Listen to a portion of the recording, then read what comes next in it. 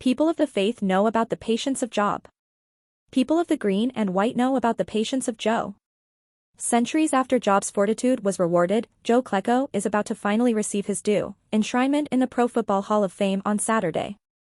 A year ago, with another Hall of Fame vote ahead in February, Klecko said his wait for recognition, 35 years after his last game as a Jet in 1987, 29 years after he first became Hall eligible, was really kind of easy for me.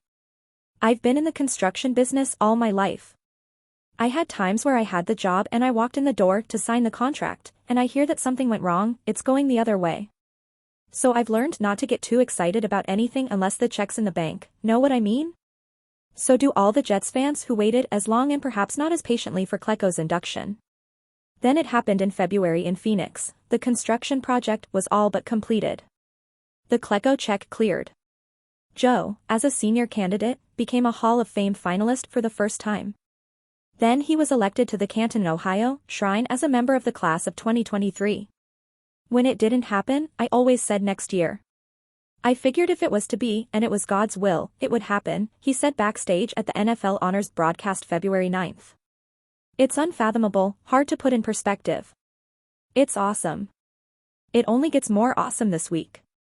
Klecko, legendary Jets cornerback Darrelle Revis and the rest of the Hall class are guests of honor at Thursday night's Hall of Fame game, between the Jets and the Browns, then at Friday's Gold Jacket dinner, and finally at the Saturday ceremony back at Tom Benson Hall of Fame Stadium. And Klecko will do all that along with his wife and children in attendance and green-clad fanatics in number 73 jerseys, cheering him on. It was a long time coming, but it was well-deserved for Klecko, the multiple rocket launcher on the defensive line of the Jets' iconic New York Sack Exchange. His numbers say so. In 11 Jets seasons he collected 78 sacks, 54 of them coming before 1982, when defensive sacks were made official. An NFL-leading 20.5 of those sacks came in 1981, when the Sack Exchange set a franchise record with 66 total QB takedowns. And he achieved it all with his trademark combination of power, pugnacity, ferocity, and relentlessness. Marty Lyons, Klecko's next-door neighbor at DT who will present his close friend for enshrinement, told the New York Post's Steve Serby that what made Klecko unique was his desire to win. He wasn't intimidated by anybody.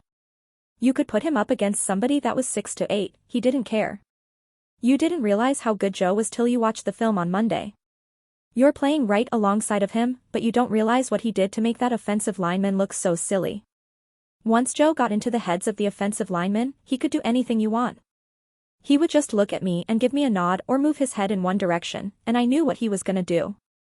Right end Klecko tipped his cap to left end Mark Gastineau for that 81 season, when Gastineau's 20 sacks made the duo still the only teammates to reach 20 sacks together in the same season, as well as to Lyons and Abdul Salam.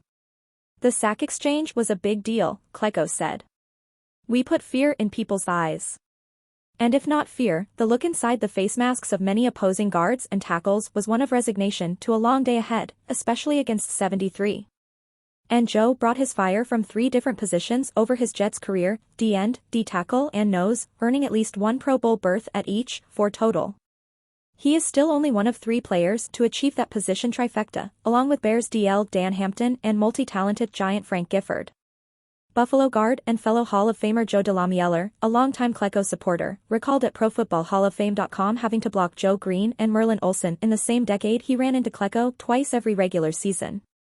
Believe me, Joe was equal to those 2 guys, DeLamielleure said. If Joe had played one position for 10 years, he'd have been considered one of the top 2 or 3 players at that position, whichever one it was. That's an interesting take from Joe D on why perhaps Joe K had to wait so long for his Hall of Fame moment.